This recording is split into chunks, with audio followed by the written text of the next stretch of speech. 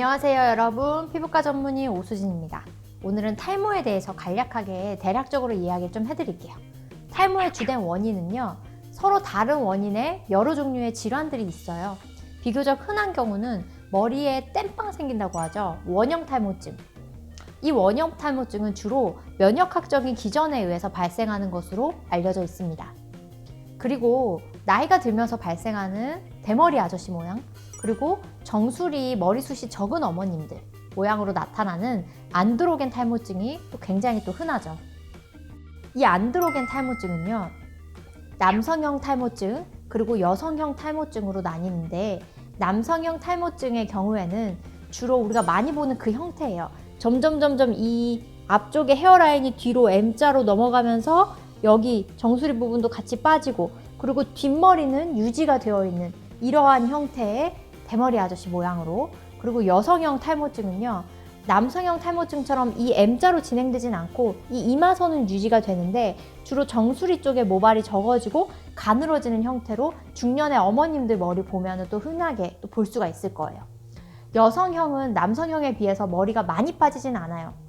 이러한 안드로겐 탈모증의 경우에는 원인은 유전이랑 그리고 남성 호르몬의 영향으로 발생한다라고 알려져 있습니다. 그리고 세 번째는요, 주로 여성분들의 경우에 출산이나 아니면 심한 다이어트 후에 머리가 갑자기 많이 빠지는 휴지기 탈모증이 있습니다. 이 휴지기 탈모증은 주로 심하게 열을 앓고 난 후에, 그리고 아까 말씀드린 것처럼 출산, 다이어트, 그리고 정신적인 스트레스 후에 갑자기 머리가 많이 빠집니다. 또한 기타 다음과 같은 여러 가지들의 이유로 탈모증이 발생하는 것으로 알려져 있습니다. 자, 그러면 가장 흔한 안드로겐 탈모증, 남성형, 여성형 탈모증은 한 대를 거르고 유전이 된다, 이런 썰들이 있죠. 맞나요? 하고 물어보시면 안드로겐 탈모증이 유전 질환이라는 것에 대해서는 이견이 없어요. 유전은 맞습니다. 하지만 그 유전 방식에 대해서는 아직까지 많은 논란이 있어요. 다음과 같이 여러 가지 썰들이 나오고 가설들이 나오고 있지만 정확하게 어떠한 형식으로 유전이 된다라고 밝혀지진 않았다는 거죠. 따라서 가족력이 있는 거는 정확하게 맞지만 한 대를 거르고 유전이 된다는 명확하게는 아닌 것으로 생각을 해볼 수가 있겠죠. 자, 그러면 옛날에 있었던 그 내시들은 안드로겐 탈모증인 남성형 탈모증이 없었다? 맞을까요? 옛날에 보고된 바에 따르면 사춘기 이전에 거세를 해서 안드로겐이 부족한 사람의 경우에는 안드로겐 탈모증에 가족력이 있음에도 불구하고 탈모는 발생하지 않았다라고 보고가 되었습니다. 또한 사춘기 이후에, 청년기에 거세된 사람에게는 약간 탈모가 발생을 하였고, 성인이 되어서 거세된 사람은 탈모가 있어도 더 이상 진행되지 않았다고 해요.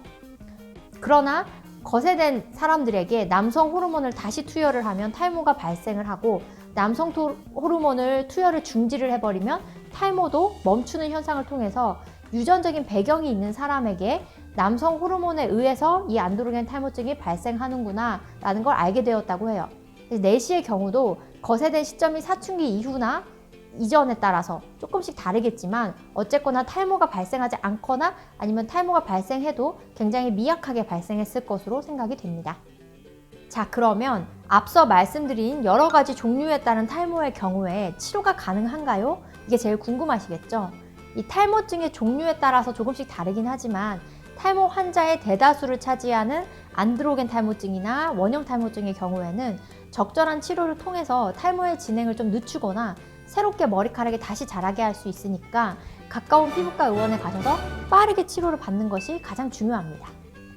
그리고 급격하게 머리가 확 빠지는 이 휴지기 탈모증의 경우도 시간이 지나면 다시 머리카락은 자라니까 너무 상심하지 않으셔도 괜찮아요.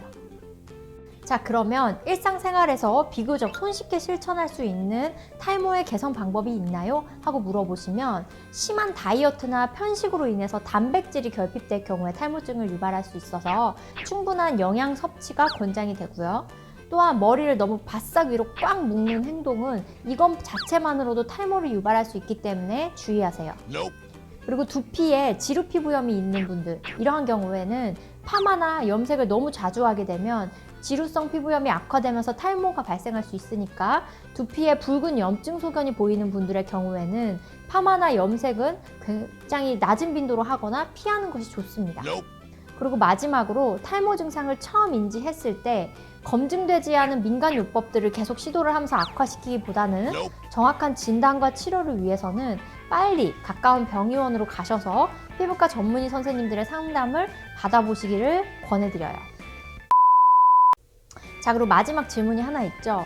노프라고 해서 샴푸 없이 물로만 머리를 감는 거, 이게 탈모 개선에 효과가 있다고 보시나요? 아닙니다. 이거는 이 화학 물질 노출에 대한 두려움 때문에 샴푸 없이 물로만 머리를 감는 노프가 무슨 민간요법처럼 퍼진 적이 있었죠. 근데 샴푸 자체는요, 두피의 노폐물이나 아니면 생활 환경에서 나오는 여러 가지 자극 물질의 세정에 도움이 되기 때문에 샴푸가 무작정 나쁘다라고 해서 안 쓰는 건 맞지 않아요.